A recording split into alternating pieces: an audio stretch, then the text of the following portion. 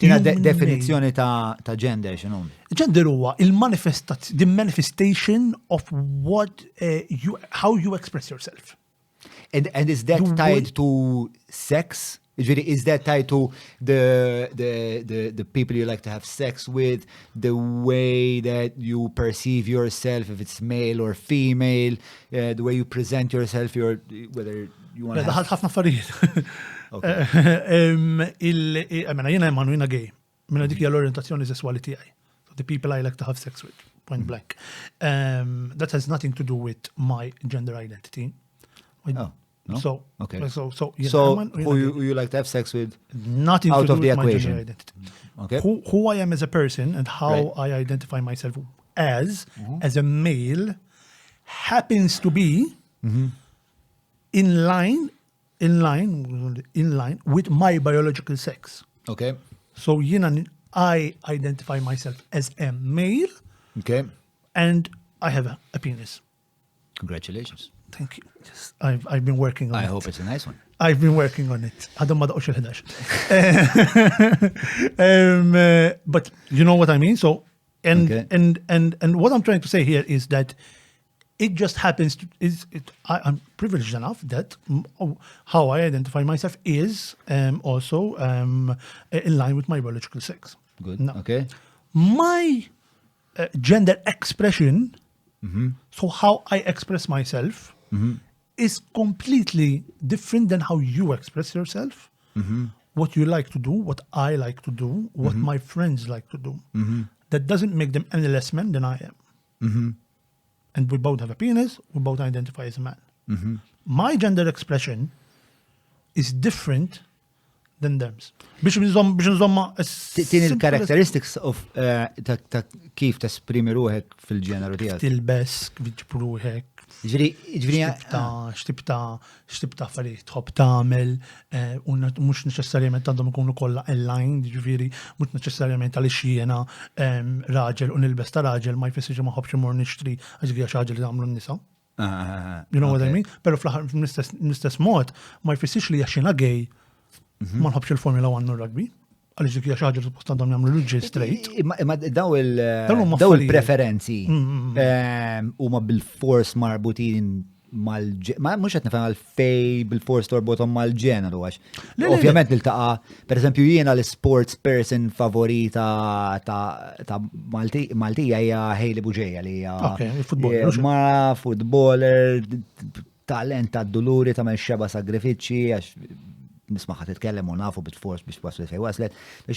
Però ma nafx nabbina mal-ġenru. Il-ġenru forsi fl-ignoranza grassa tiegħi dejjem abbinajtu ma' ħwejjeġ ma nafx naqra intimi.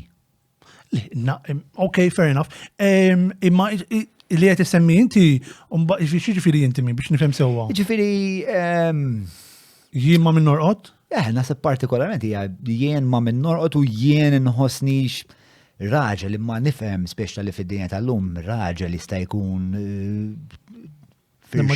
wisa ta' mhux li nħobb norqod ma' dik u dak Le, nħossni raġel li għandi inħossni maskili speċa. Okay, qed naqblu, there you go. But il-fatt li inti qed tħossok maskili u li inti għandek again dak il-privileġġ u qed nħogost li qed issemmija li inti l-isports qatt ma assoċjajtu ma' ċertu ġeneru, però ngħixu fi sfortuna fis-soċjetà in hemm ċertu affarijiet li huma konnessi mal-ġeneru. Il-fatt li jiena innaddaf that is not okay. Il-fatt li jiena raġel u nikpi that is not okay. U hawnhekk again irrid nagħmilha ċara li fuq li qed nitkellmu huwa less both jien min jien bħala persuna bħala eman u anke l-mod ta' kif jien nikkomunika li l-nifsi bħala persuna ma' dinja hemm barra. U dinja qed timponi, soċjetà qed timponi ċertu konstratt, għalhekk it's a construct, it's a set of bullet points of what I am supposed to be doing. Imma jo forsi jiena ngħix f'echo chamber imma jiena nħoss li fil-komunità li qiegħed fija jien għalmenu dawk l-iktar uħut li jena qrib tagħhom, dawn l-aspettattivi fuqi li pereżempju nkun jekk marret lil gasket naf what the fuck a gasket looks like, qed tonqos. Spiex ta' u bjiena id-dar spiex tal-arranġament u l-mara sajru naħsel il-platti. Ma nsib qatt ma sib tebda oġġezzjoni biha u meta ngħidha mhux ma nsibx ebda oġġezzjoni spiex jekk tista' tinbidel il-ħaġa nbidluha. M'hemmx imma u meta nispjega lil sħabi sabi jgħidu li jiena pereżempju il-wejża, il-wejża u kollox għalla jgħamil wejżament. U hija aċċettabbli ħafna. Positive thing. U jiena li ngħid huwa li kull individwu għandu jkollu l-opportunità li jażel. Ma perswas li l-wejża ma jħossux inqas raġel għax jaqbad xkupa, pereżempju. And that's a positive thing. Pero kemm hawn individwi. So what is the fight about? The fight is about having the opportunity. Having the opportunity that whatever you do, you don't need to necessarily align with what is being presented. And we here... There's not gender. It's beyond gender. And this is where I'm coming. But the concept of gender imma is presenting the idea that you have to look like someone. You have to be someone in a certain way. Okay. Sorry, ħansaqsi mistoqsija. Il-problema tiegħi hija li domnu noġġezzjonaw għal xi ħaġa li hija social construct fejn jaqbel. Jiġifieri, ħadd mu qed igerger għax in-nies li huma fil-construction fil-bini huma kollha rġiel. Ma that's not a social construct. That's a biological fact. Tipo il-Marija nista' nitfaħħa ma ċaqnu għada, ma tipo xħat għas il-karretta muħa taqla mill-art. Iva, imma, ħadd me tigerger illi 100% tan-nies li huma fil-bini huma rġiel qed ingergru illi 100% of a social construct qed tgħid inti illi mhuwiex sew illi nqabblu t-tindif man-nisa. Fair enough.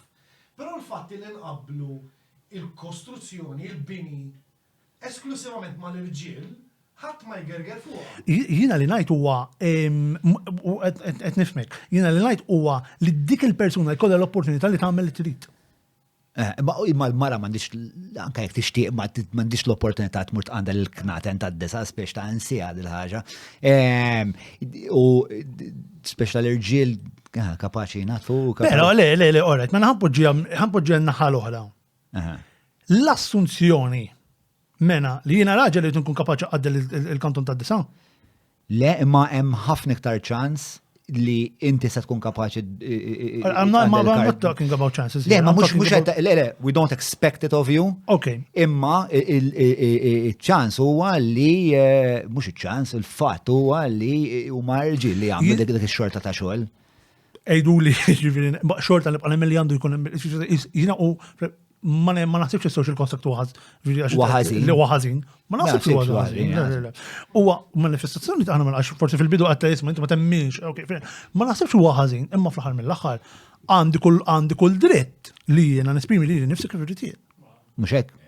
Deqdu għalek teħx fid-dinja ħilsa tal-punent li bniet il-patriarkija, by the way. You're welcome. Well, it is, but link. Pero idin hawnhekk individwi that were able to comprehend this conversation. What is the fight for? Let's comprehend this conversation.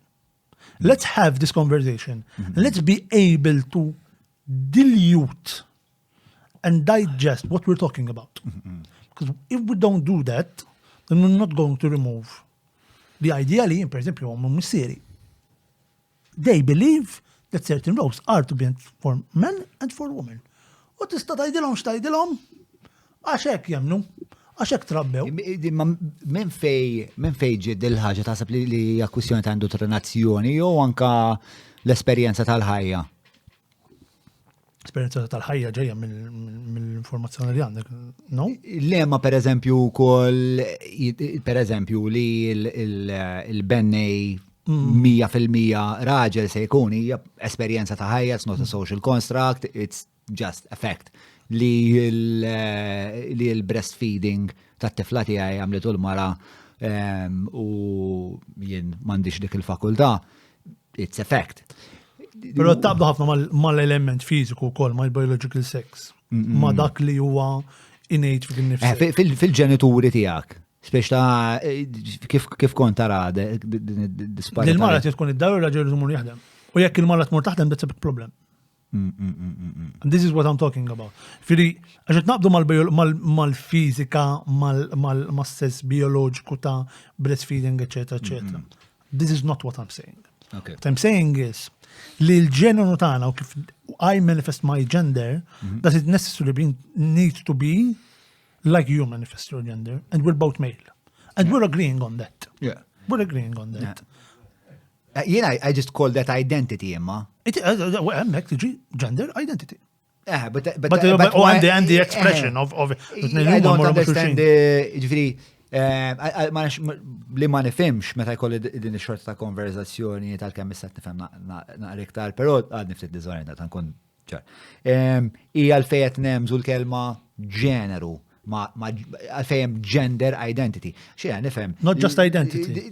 It's an identity thing. Le jiena John nħobb il-hip hop bħal Weza ukoll hip hop, ma ħobbu hip hop differenti. Tnejn Ostin u minn kelli kellna ħafna esperjenzi simili mhumiex eżattament l-istess u b'konsegwenza ma narawx id-dinja eżattament l-istess.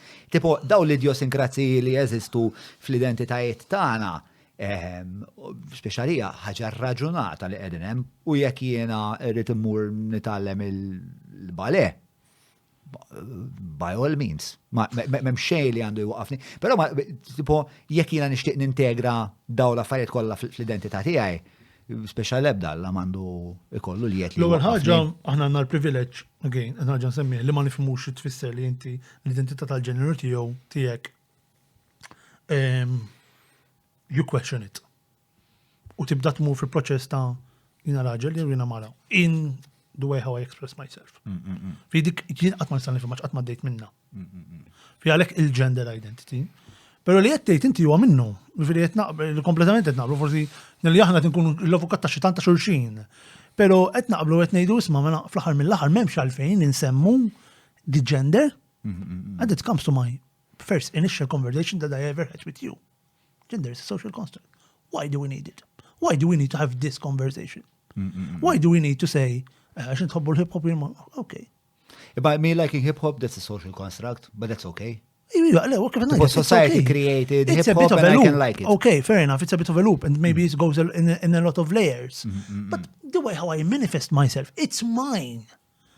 Whatever, xemben saqajja ma jinteressa ħadd. Like, whatever.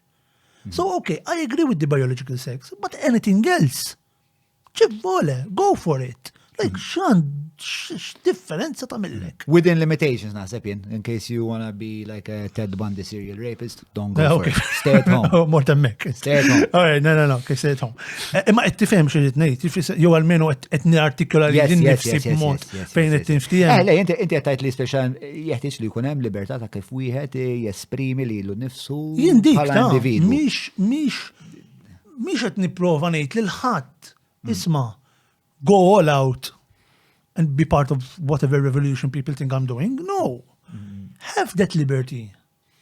To make a choice. To make that choice. Yeah. And when you make that choice, it's up to me not to stigmatize and not to try and normalize people in boxes.